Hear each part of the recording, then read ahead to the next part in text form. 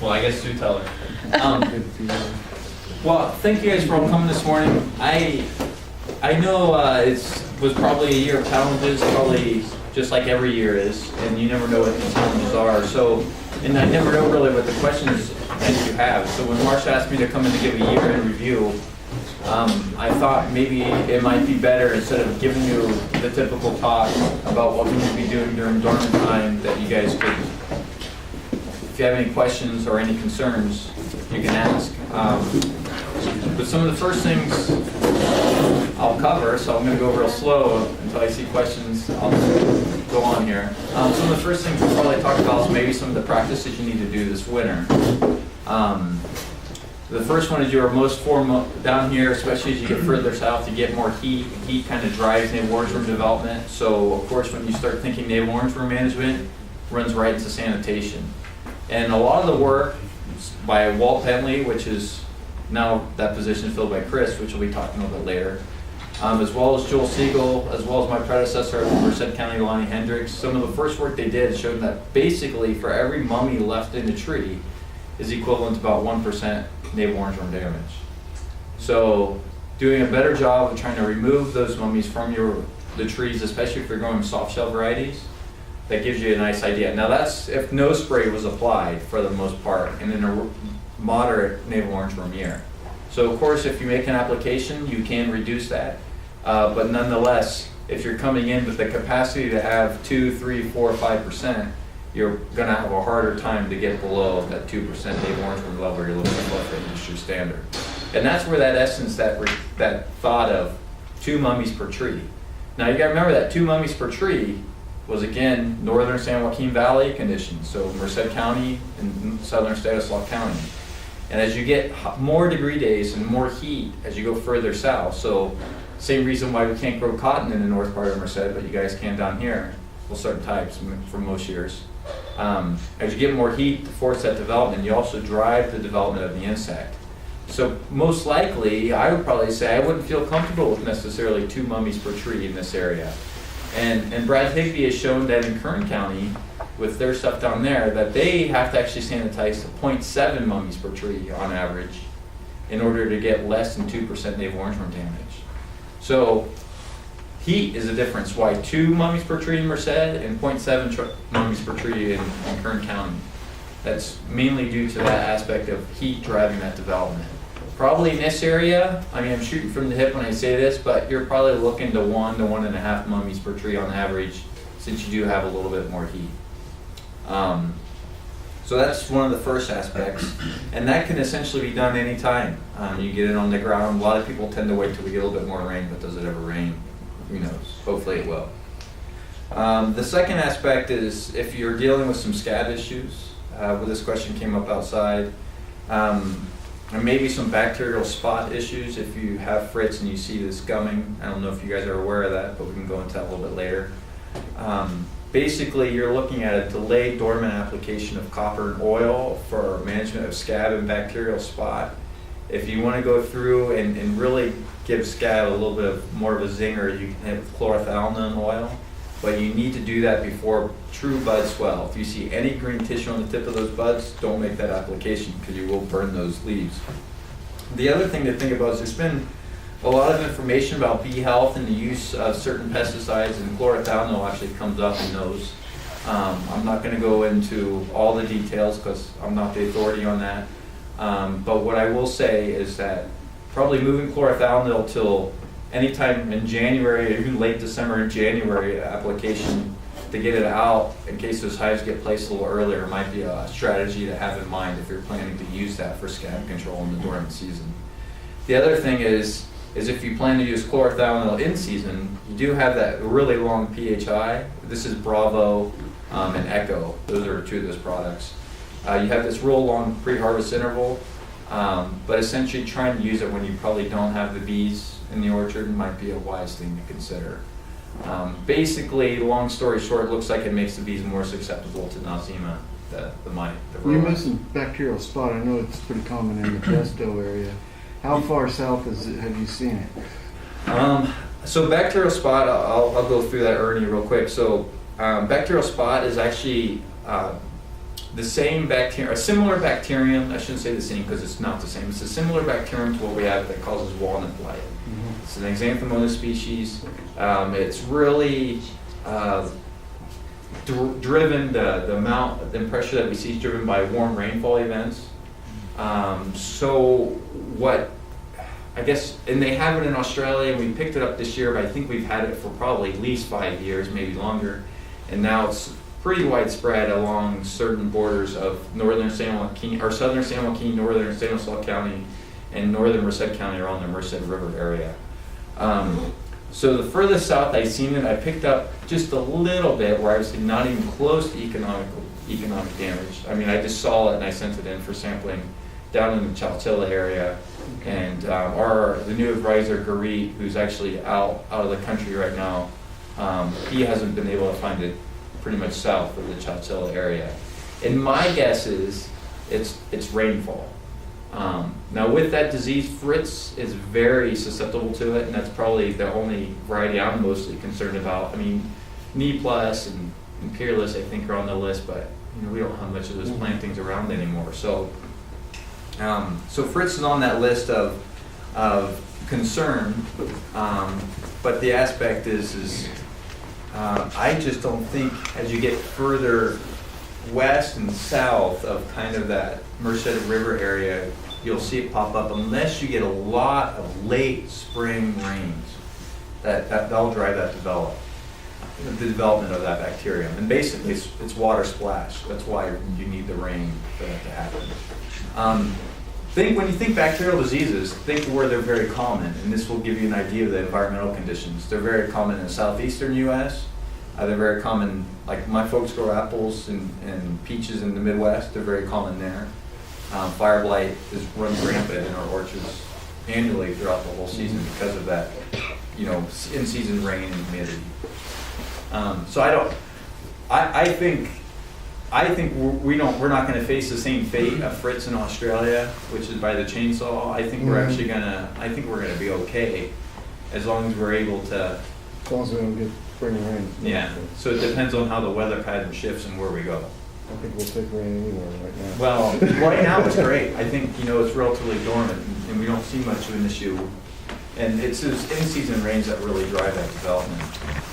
But basically, what you may see on this is, if you aren't familiar with it now, I wish I would have had some pictures, but it looks like leaf-footed plant bug damage, except for it's amber. It's not clear, it's reddish amber. So it has that same look of if you have like a canker on the side of your tree, but it's on the hull of the nut. And check your Fritz before probably any other variety. And if you see this thing, it looks like it got hammered with leaf-footed plant bug, and you see a bunch of amber gumming, give us a call, and we can come out and definitely take a look at it. And if you do have those issues, I wouldn't say it's the end of the world. I think we'll be able to develop some management plans. And if you do have it, you're basically looking at low rates of copper applications made in the Dormant, and in season as well, but very low rates in comparison to walnut. But we're also looking to try to find some other solutions for that as well. Yes, a quick question. I just had 2 trees got infected with a lot of that gummy stuff, kind of amber colored, and it dried up the entire tree. So I chopped it down. Now, am I premature in chopping that tree down? Was it on the branches or the nuts? No, on the trunk. On the trunk. So very good observation, and most likely we're going to end up doing it, if not this year, then next year. So that is not the same thing. So we have been finding a lot of stuff, and we don't know. You hear all these new things that pop up, and you think, oh, we're getting new diseases, and that's what we like to say, so we can get more money out of you guys to do research. But the reality is we're expanding the planting zones of these trees. We changed the way we farm almonds. We're growing more vigorous trees, more faster producing orchards, and with that, I think those change in conditions have created a new spectrum of things that we typically haven't seen. And one is what you're referring to. And what I have noticed in certain parts of Merced, I guess all parts of Merced, but more common in some orchards than not, is this occurrence of these trunk cankers that form on the trunk of the tree. And they invade through pruning wounds, so when you make a cut onto the tree, wind cracks, so those upright varieties that maybe break a little bit, especially like Padre as an example, as well as growth cracks that occur on very vigorous growing things. You may have heard of band canker, for example, where you get this gumming that's around the base of the tree. It looks like a ring going around the trunk of the tree. And this all these infections of this wood is caused by this family of pathogens called the Botrytis. And we're no longer saying it's just one. We're finding a half dozen of these guys that are causing these different types of symptoms. Some people are arguing that you don't know if it's the horse or the cart, and maybe you don't know which one's first and which one's second. But nonetheless, what probably you saw moving up your tree and into the scaffold was one of those pathogens. Mm-hmm. And the orchards that I have dealt with it, basically, I just tell them to farm until they die. And it's that bad. But if it's already up to scaffolds, you're not going to have much longer of a life. And how that thing spreads is in many cases very similarly to how all pathogens spread within the orchard. It's wind-blown or wind-splashed spores. So when it rains, the fruiting structures will sporulate, they'll hit them, splash, the wind will carry it. And if that falls on a wound or a cut, it will begin to infect that tree. And it takes several years to manifest itself before you see the symptoms of total collapse. I have concern when you have these crotches. We can't do much besides maybe tie those trees and a little bit better structuring. But the other thing that brings to my mind when we try to manage these types of canker diseases, and by the way, this is no different than what we used to do on grapes. So if you used to farm grapes and you talk about Eutypa or Botrytis on grapes, we're right along the same pathway. When we prune our young trees, I think these are the issues we need to keep in consideration, that we probably don't want to prune these trees when rain's an immediate forecast. We used to prune first leaf trees and make cuts like this, the diameter of my pinky. We're now cutting branches like this. And that's going to take 2 to 3 weeks, if not longer, to heal in the dormant time. So if you're looking at the weather prediction and it's going to rain in 2 to 3 days, and you want to prune, I'd probably hold off. And so next 2 weeks looks like you probably could prune, so rain does do a good job of spreading those pathogens around. And what they do is, what we have found is when it rains, all the stuff in the residual vegetation, so along the sloughs and rivers and in orchards, because they can live on these trees without actually causing any type of symptoms, which makes it even worse because you don't know how to manage it. This stuff's just everywhere, so when it rains, the spores go into the air, and that's when they're trying to find a new home, per se.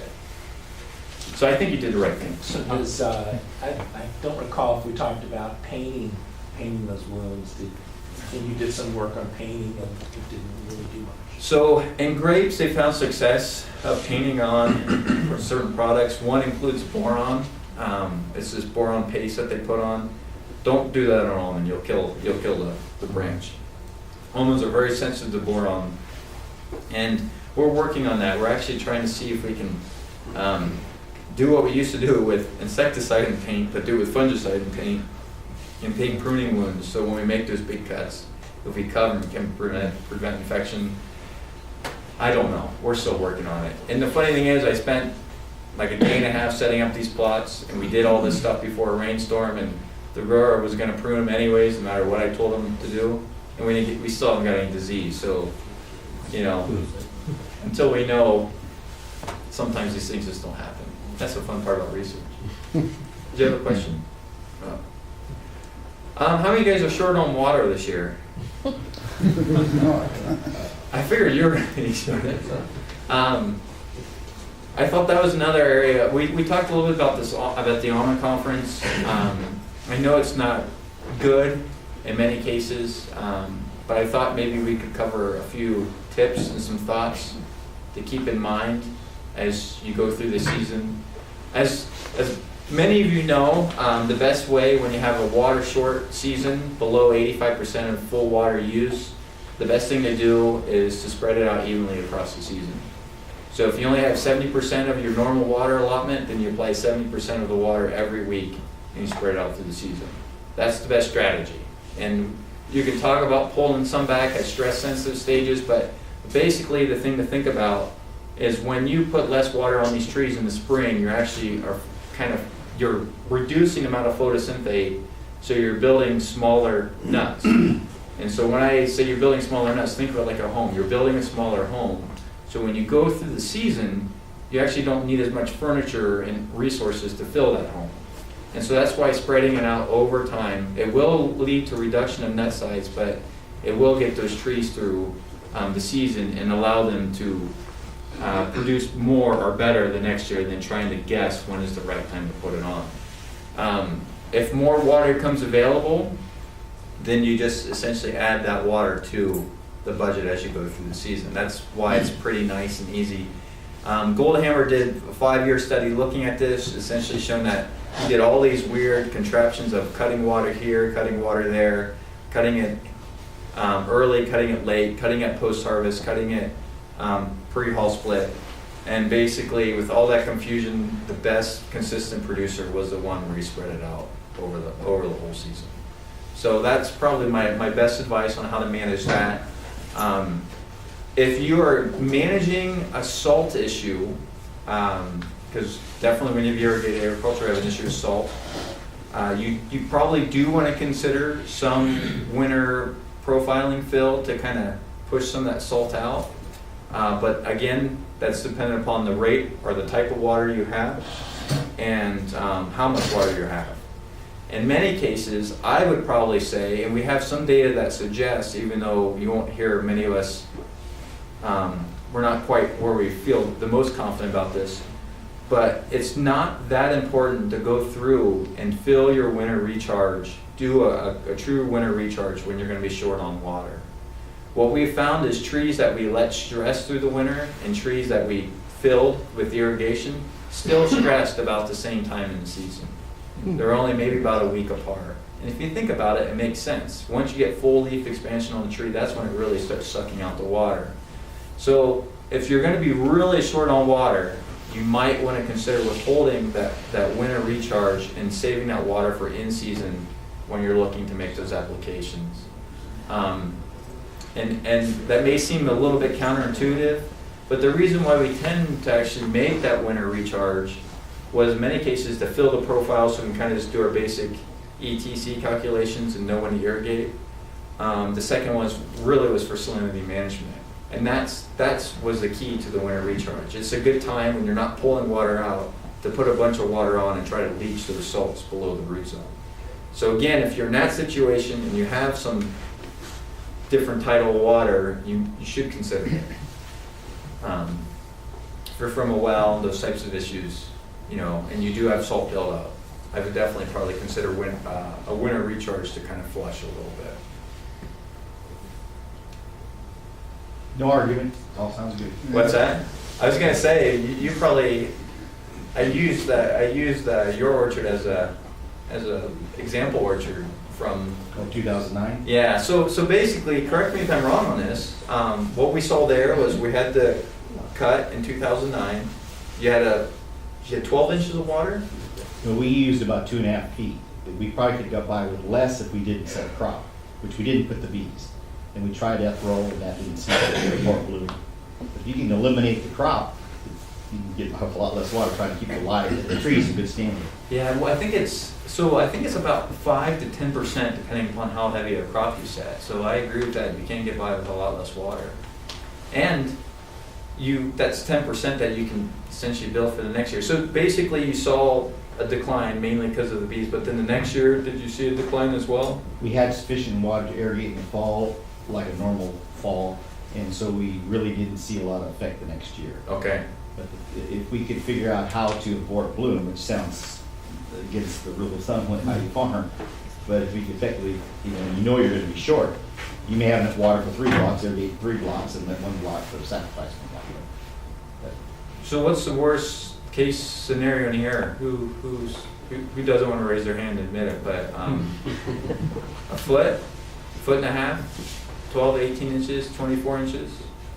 You guys, anybody looking down the barrel of any type of curtailment like that? I think everybody's thinking about their wells and how long they're gonna hold. Yeah. So the one thing to keep in mind with your well, well, since you brought it up, quality of water.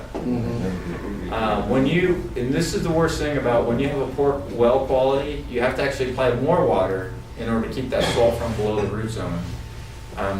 Otherwise, your trees will start picking up that salt and you will actually impact and affect growth. So salt stress, in essence, creates the same conditions of water stress within a tree. So maybe there's a blending can be done with the type of water you have, good water, bad water.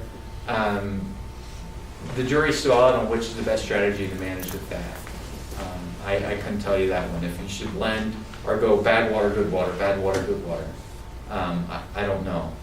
But one thing to expect is that if you cut the water, and this came from the Australians, you're going to have a drop in crop that year, mostly due to reduction of nut size. The next year, you're going to see a further suppression of crop. And then, and even if you irrigate fully, you'll still get a drop in your crop. A second year of full irrigation will bring everything back up, and then finally, you'll be back to full production. The reason why you get a compounding effect that second year is because of reduction of vegetative growth by cutting back the water. Mm-hmm. So you don't grow new branches, you don't grow new spurs, you don't have water for the bud development, and so everything kind of falls even further the second year. The other thing we do know from research, what it looks like, the first year, let's say you take a 10% or 20% water cut, you're going to have about a 10 to 20% reduction of crop, nut meat yield. You may not affect your actual nut numbers, but your actual total weight yield will come down. If you have that same cut the following year, you'll see that effect compound. So you actually will get somewhere between a 30 and 40% cut, depending on how much water is cut on an annual basis. Now you got to remember, a lot of this research is based on Blake Sandin's crop coefficients, which is like 57 inches of water applied, or 56 inches of water applied. So if you're not applying that much water, your net effect might be actually less in your situation. But it's not good. Let's just go that route all the way around. Any other questions? This year in the spring, we had that heat in May. Do you think that's what hurt the size of the nuts this year? Oh, that's a good question. There was a lot of things that had an impact on size this year, and basically it goes back to any old peach growers in here. You guys are lucky, you never had to deal with the headaches of growing peaches. But a lot of what we know about the development of the fruit is very similar to the development of peaches. So to answer your question directly, the heat does have an impact. Also, the thing that impacted was the shortening of the season. So we had a later bloom and an earlier harvest. But really what drove a lot of that smaller nut size is we had a shortening of stage one, of phase one of growth. And so you're saying, well, what is this? Well, in peaches, you have this initial period of cell division, and that's called phase one. Then you kind of get this period of kind of a little bit of stagnation where you're kind of sitting there and you're developing the inside of the seed. And then you have stage three, which is the rapid enlargement of those cells. So you go cell division, and then you have cell enlargement. Enlargement is when those cells get pumped up with water and they expand. Cell divisions earlier in seasons when they're actually getting divided. So if you have higher heat in that initial period, the tree actually has to take more photosynthesis in order, the tree has to take more energy in order to survive, and more water is being diverted to the leaves, and therefore those leaves are also not being able to produce as much carbohydrate, and so not as much carbohydrate is being redirected to the nut. So I said that a little confusingly, let me repeat it, because I confused myself.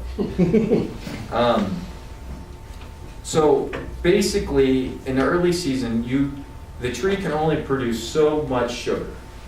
And so when it gets hot, certain sugar has to be dedicated to two processes. So respiration and nut development. When it gets hot, respiration rates continue to go up, but photosynthesis rates kind of go and they peak out. Photosynthesis will peak out around 60, I think it's like 68 degrees. But respiration will continue to double. Its rate will double every 12 degrees above 68 degrees. So at 68, let's say it's 1. At 70, it's 2, just throwing numbers out there. At 84, it's 4. And at 100, it's 8. So it continues to kind of double this exponential rate. So when you get these high temperatures, more of that sugar goes to respiration and less goes into the nut. And that's why you get this condensing of that stage 1 development. I think that makes a little bit better sense. I had to draw a little So some. it's just survival versus reproductive. That's right. And you know, the tree doesn't care if the nuts are small. You know, that's a little bit of the aspect. Is it that period shortened out so much that cell division was minimized? Yes. You didn't have that many cells in there to enlarge later? Yes. And you have to think too, when we talk about fruit and you know, in almonds, we don't care about size like they do in peaches of the actual hull. We care about the kernel size, but all that's related. It's all essentially one unit at that point. And if you guys were peach growers, you'd be able to shake your head when I said this, but in years like this year, they would thin really hard. So in hot springs, they thin hard. And they thin hard because they want to remove as much fruit from that tree in order to dump more energy into the fruit that they're leaving on the tree. And that's in contrast to long, cool springs where they have this drawn out period. So when it stays long and cool, like a couple of years ago where we had really nice, large nut size, it's the same thing. They actually will thin less so they can take more to the bank. They don't thin the trees as much, so they get more fruit off of them. So that indication that early season development, one, that heat is a twofold, drives respiration rates, but also drives water rates, so it makes it trickier to manage your irrigation. So keep that in mind is during that stage, if it gets hot, make sure you are carefully monitoring how much water your trees are using based upon temperature and not just your typical irrigation scheduling. You thinking some of the lack of deep moisture could have driven some of that too? You know, I think probably what that deep moisture does is many cases it serves as your savings account per se, your reservoir. So if you get a little sloppy or you get a little bit behind, it's not like the only thing you do on an orchard is manage water. But when you get behind, and it allows you to have a little bit of forgiveness. And your soil type allows some of that too. But we definitely didn't have the recharge we had. And so I'm sure it probably did impact it. Because what it would do is it's slow. When that tree becomes so stressed, it starts closing the stomates. And when it closes stomates, it's no longer producing anything. The factory's closed. You know, they're on strike until they get more water. Can Can I come? I didn't see it. I'll come back to Well, you. I wondered if you want to talk about bugs. I wondered what, I had trouble with mites this year, and I was wondering why people had trouble with mites. Yes, we will, but I'm going to have Chris talk about that. Okay. That I would, this is, it's a good talk, David. I hope that I can get some discussion so that with what's happening with the mite, so Okay. hold that thought. All right. So this getting back to the tree stressing during the hot season, is there a point where you can, leaf feed them or do anything like that to help that process, to help? You know, I will tell you that foliar feeds, in regards to the university, I don't know if we've done enough due diligence to tell you if they work or they don't. And now that it's going on the internet, I'm going to get a lot of criticism from my colleagues, but basically there's definitely an input in areas where you have deficiencies. They make up for that. There looks to be some evidence with some of these newer products. When I'm saying this is through private researchers and looking at the data they're developing, and I think they're doing reasonable work, so I don't think they're making this stuff up. That feeds at certain times, especially earlier in the season, definitely look to have some benefit. And so I would probably say feeds in the early part of the season are probably more effective than feeds later in the season, because it makes sense, that's when you're going through your cell division period. Definitely some work in post-harvest period. There's been good indication, especially with boron and zinc, you get improvements. Even now, if you haven't applied boron as a foliar spray, and you went in and you're delayed dormant and you applied it all the way essentially from post-harvest to pink bud, you'll most likely get a little bit of a yield bump out of it, especially when you're talking about maybe 2 pounds of solubor per acre. But so, yeah, there is some things, I'm gonna just leave it at that because I think there's a lot of research to be done in that area and I don't know all the specifics. But that brings up another point about spraying things onto your tree in order to reduce transpiration, perhaps, to save a little bit of water. We haven't found anything that works. Have you tried any of those goofy anti-transpirants? I heard at the Almond conference they said whitewash and stuff, but they didn't mention those goofy anti-transpirants. So you do get a reduction in transpiration when you use them. But Goldhammer looked at this and you know, some people, well, we look at it as data, it's good data, but there's a little bit of criticism because he was actually only irrigating, I think, total like 46 inches. So these trees are all already a little bit stressed.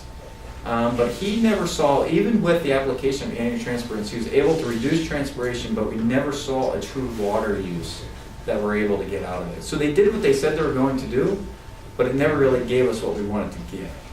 So we're hoping to spray like twice and get like, you know, an inch of water savings. We never saw that. So that's kind of why they, and I think he published some of that data, but he was very bearish on it for a long time, and I think that's mainly why. Any other thoughts? Questions? You look way too comfortable back there. Another question, took over a young orchard that's got some suckers that are, inch and a half, 2 inches. When you cut those suckers off the trunk, from the first, 18 to 27 inches, should the guy put tree seal on those? So it goes back a little bit to what we talked earlier and covering those wounds, especially when they're larger around the base of the trunk. We actually have not found any evidence to suggest that tree seal will help or hinder or prevent. My thought is let the thing heal on its own, and it will. It just takes a little bit of time. And actually, Beth Teviadale, our old extension pathologist, did a little bit of work where she showed that in some cases, some compounds of those tree seals will actually hinder the healing process of the plant. But I would cut them off in weather like this, basically, and just let them heal on their own. Well, the tree's only, the cut you're making is almost as big as the rest of the trunk contours. Yeah. No, That's afraid of it drying in and hurting the tree. Yeah, I guess what I'm saying is, I don't know. I guess maybe that's the way I look at it. And some of the newer products are different than what have been worked on. See, this is the other aspect. Is we do a test and things change. I don't think it would hurt, but I don't know if it's going to be. I wouldn't bet more than a lunch on it. David, what do you feel about latex paint versus tree seal? So a lot of these sealants, a lot of the issues come down to how they expand with the wood. So when you make this cut and you apply this product, it dries and then it cracks and essentially is doing, so it's not really truly serving as a seal. So that's always been a concern, and you don't know what tree seal is being used, and this is why this is very tricky. I personally would just let it go, but that's the way I would probably go through and make the cut. But if you are, somebody from DPR is here, right? One thing you might want to consider is if you are making a lot of large cuts and you do want to protect them, probably making some application of the topsum end or something like that onto those cuts might help reduce the possibility of infection. And if that's mixed in with paint, I think that's legal for grapes, so I wouldn't see why it wouldn't be for almond. But that's something you need to check on the label. So, yeah. But I would probably say if you're going to go through that much effort to use latex paint, I would look at the label constraints of some of these fungicides to add in. And topsum N has been used a lot on painting wounds in grapes. So for Eutype and Botchiferi, they'll go through and cut and paint on some of those bigger, when they make those big cuts on the cordon. Don't they also sterilize their clippers from Yeah, I mean, that's good practice, but I don't think that's how we're getting. I mean, if you cut through a wound that's gumming and you look and you see this big pie shape, you probably want to sterilize at that point. But if you're cutting through and it's all healthy tissue, I think you're going to be okay. We'll save that episode. But if you do ever dip your pruners in bleach, make sure you oil and learn that lesson. What do you consider a large cut? I consider anything larger than like the same size of quarter to be a very large cut. But nickel to a quarter, which essentially about the size of your thumb now at that point. And I think this is why we see more of this stuff, is we're hearing no prune, no prune, no prune, so we go through and we don't make as many cuts. But when we do make cuts, they're bigger. And they're also all the way back on the scaffold. So I think, again, going back to the change of these conditions. Yeah, because this year, the pruners told me that this year, which would be the 7th leaf, I guess, they're really going to have to go in there and do some cutting. So I was just wondering, by this time, they're pretty big. My question would be why? Yeah. But I would say, why are you doing so much cutting? Because we've shown countless times again, and I know a lot of us don't like the way the trees look. But once pruning, the only thing, pruning does not increase your yield, and not pruning does not decrease your yield or increase your yield. Essentially, pruning and no pruning give you the same yield. So my question would be why? And it doesn't affect the productive life of the tree either. It doesn't look like it affects the productive life of the tree. And even more so, and I'm going to trip over this, Roger Duncan's data suggesting that maybe we don't even need to prune the trees to begin with. Interesting. So just, I think when you're on a wider space block, a lot of us have older blocks, and you're on these wider space blocks, these 18, 17, 16, 17, 18, pruning might play a little bit more of a role in maintaining the integrity of the tree, because you're cutting out some of the canopy. You gotta remember, when you make that cut, what happens? You get a bunch of new growth coming out of that cut. So in some cases, we actually may give us more vegetative growth, which make it more susceptible to breaking and blow over than if we didn't cut. But as we go to tighter space blocks, so if you guys have a new block around 12, 13, 14 feet, tune your ear, you may not even need to prune it. Because it looks like the trees suppress each other by being close together. They suppress their height. Will that hinder any way in longevity of the production of the tree by not pruning? The no pruning by far of a traditionally spaced orchard, we ran that study for about 20-something years. Mario Viveras has done it, and they've done it up in Nichols. So in Kern County and Arbuckle, they have very long-term studies. Orchard was pulled at the same time, whether it was pruned or not. Now, going to a complete non-pruning system, there has been some experience down here in the Fireball area of 7.5 where they did that. They got a lot of breakage. So, yes, that would definitely impact. My thoughts are, when you look at what structure or system you want to go, it's all based upon your vigor. It's all based upon your spacing, your density, and your vigor. If you're really tight spacing and you have a lot of vigor, you might want to take a few scaffolds out.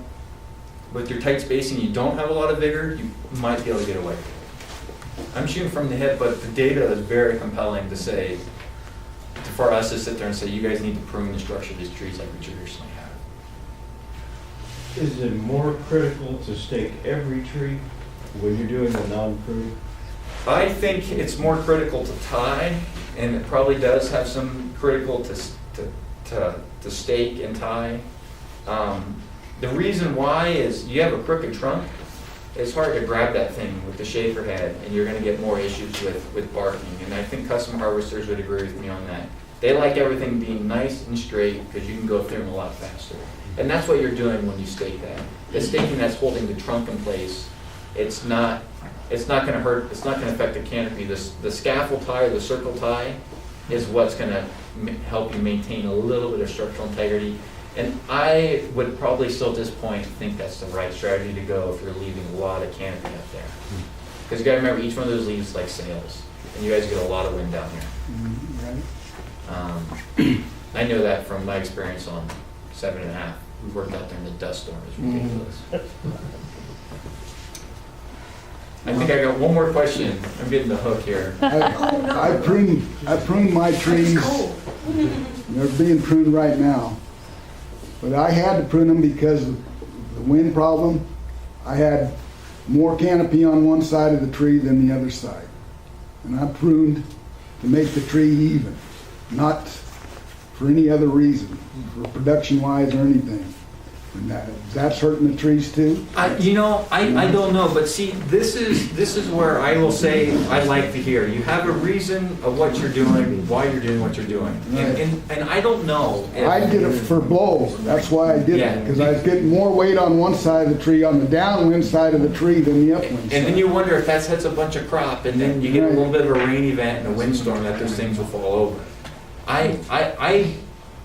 Going back to the question about pruning, I'd rather hear that thought process go into the decision making than just saying, "Oh, I've always done it." I mean, most people don't admit that, but well, yeah, certain. I see guys where I am. They prune every year, certain time of year. They spray every year. Whether I don't, and my trees don't need it, but they're right next to me and they're spraying. That's and I would be lying to you that our if I didn't tell you that our specialist would tell you, "Oh, don't worry about pruning." But he says everything's about canopy and water, and he doesn't take into other considerations. But I think when you prune, if you're pruning to help reduce canopy and reduce blowover, that has a reason, that has a purpose to maintain longevity.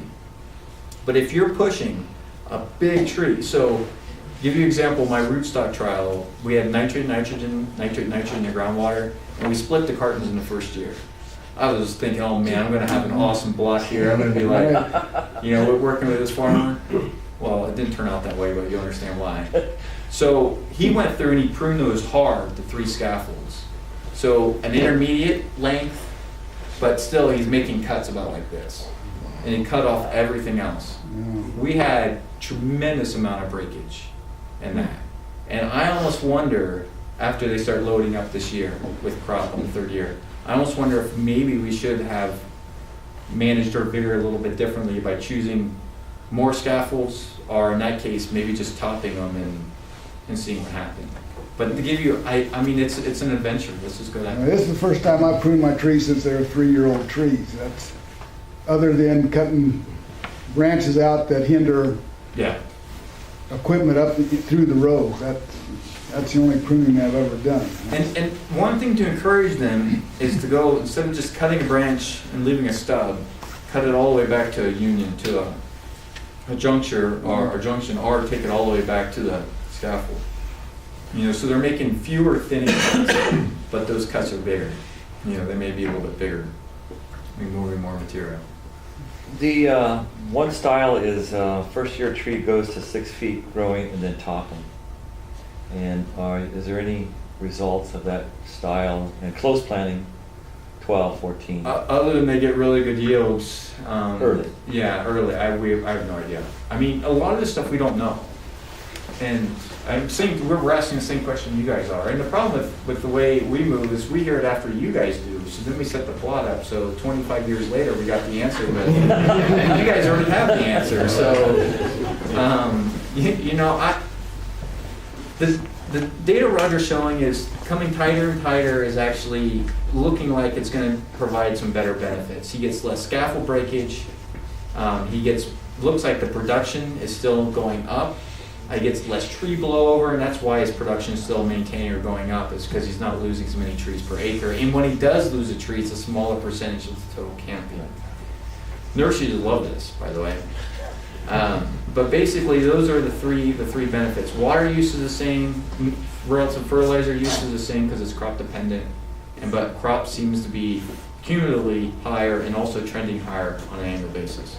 So then that brings me looking at the data, and Roger and I discussed this. What do we recommend? And the reality is you prune for a purpose. And structuring, maybe reducing branches on one side, so tree load issues, those types of things you're talking about. Diseased branches, cutting them out. I don't know if pruning for airflow is as, I'm not convinced on that just yet. I haven't seen any good data to suggest that. And we speculate a lot, but I think That's what farm advisors used to always do. We speculate based on good growing practices, but you guys are doing that for us, so I think now it's our job to take it to the next level and actually figure out these things are really there. So yeah, that's kind of, we're working on that. But that spacing density is very interesting because the trees do hold each other down, which is good because that's what we want. We want smaller trees that allow us to fill the canopy for us to drive under them. Not smaller trees that are so close together that we can't get through with the equipment we have. See, I've got a block that's 12 years old, that's 12 foot, 18 by 12, and it's the poster child for lower limb dieback. Well, but how's its production? He's starting to dwindle because of lower limb dieback. Yeah. We're learning.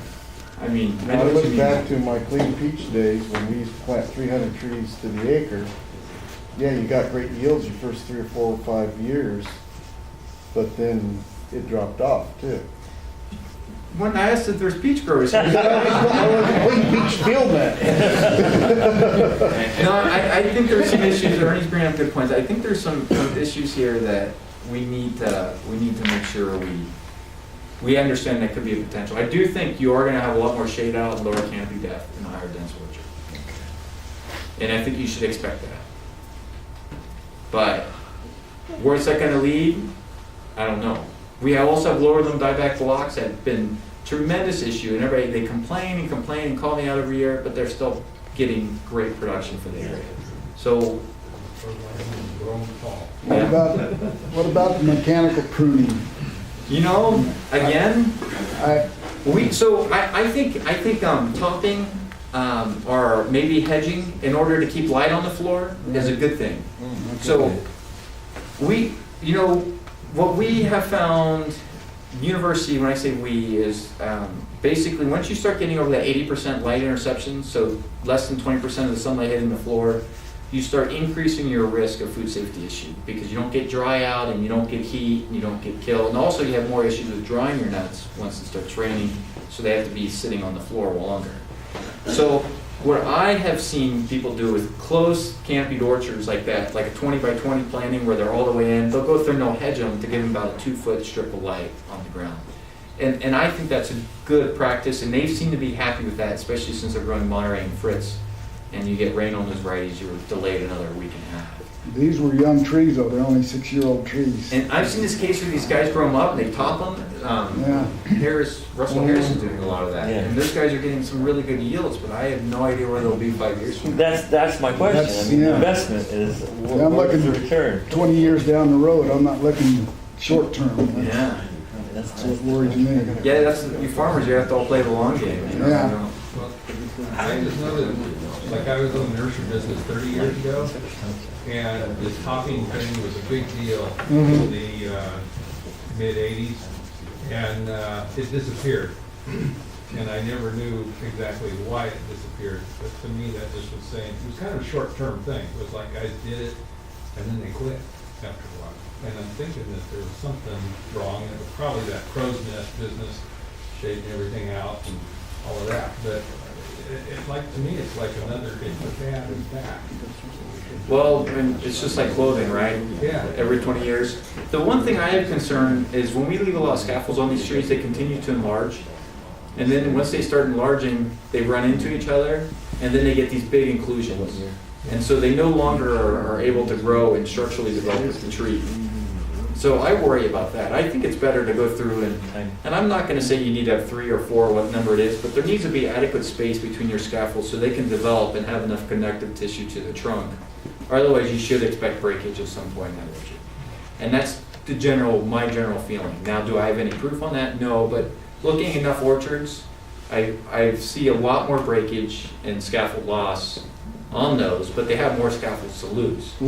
So goes back to that same thought. But I will tell you, I've been in disasters where they didn't went to a completely no prune situation, and hundreds of trees replaced on an annual basis. Like in the west side up by Patterson, year 2, we had to go and prune in the summer because they were going to blow over if you didn't. Yeah. So Just it's a vigor density combination issue that really creates these problems. So I mean, I'm not trying to tell you to grow trees, big trees as fast as you can, but I am telling you that when you do grow big trees as fast as you can, there are a whole nother can of worms you're opening up that you have to think about and try to manage. Okay, I better get off. I'll be around for a little bit longer.